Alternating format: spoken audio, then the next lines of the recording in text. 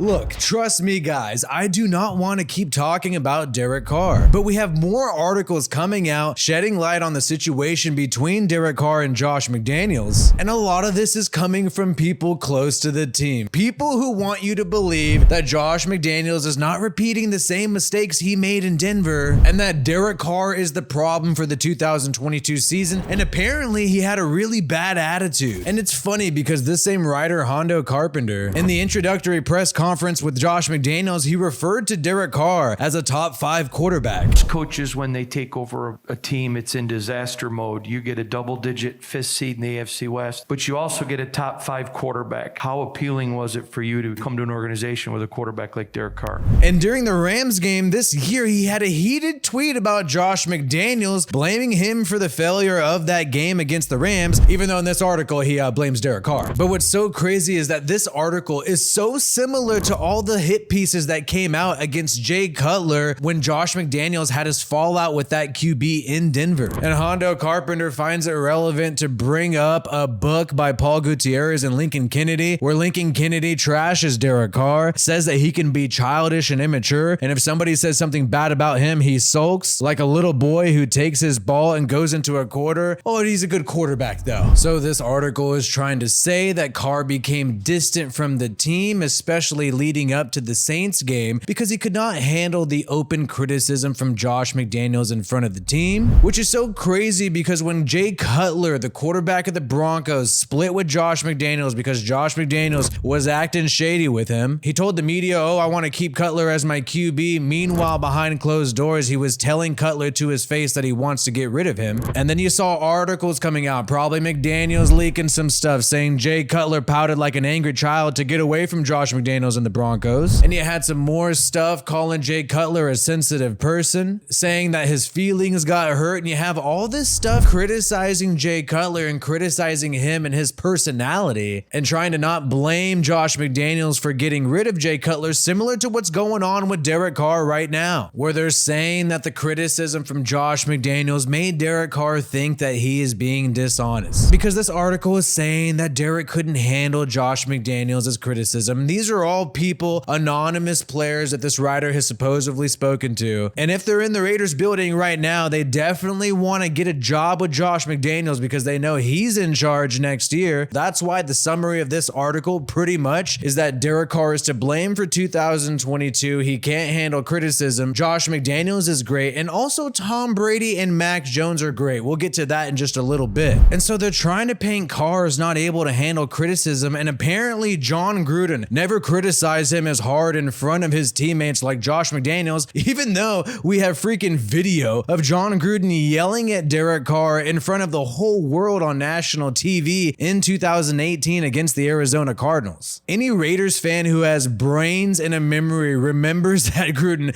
had no problem criticizing Derek Carr in front of everybody. But I guess they think we're dumb and that we're just going to forget that and act like Josh McDaniels has been the only coach that's ever been tough on Carr. They claim Derek Carr thought the fun was being sucked out of the team and McDaniels was relentless because McDaniels has a Super Bowl or bust mentality. So Derek Carr couldn't handle the Super Bowl or bust mentality of Josh McDaniels in 2022. But wait a second, the GM of the Raiders, Dave Ziegler, well, he said this year was never about winning the Super Bowl. He said that they sold Mark Davis on a plan that did not mean they were going to win the Super Bowl in 2022, but instead a long-term plan. He believed in our vision that we presented through the interview process, and we didn't go in there and say we were going to win the Super Bowl this year. I mean, and they say that Tom Brady's different than Derek Carr. He's better than Derek Carr because McDaniels isn't one to coddle people, but Brady is harder on himself than anyone. So what they're implying is he can take the criticism unlike Carr. But isn't Tom Brady the same guy who pretty much just screamed and had a tantrum at Josh McDaniels on the sideline because he did not like Josh McDaniels' criticism of his play? And Brady even had to go out in a press conference and apologize to Josh McDaniels. One thing I do want to say first, I want to apologize to Josh for last week in Buffalo. I know our coaches work really hard.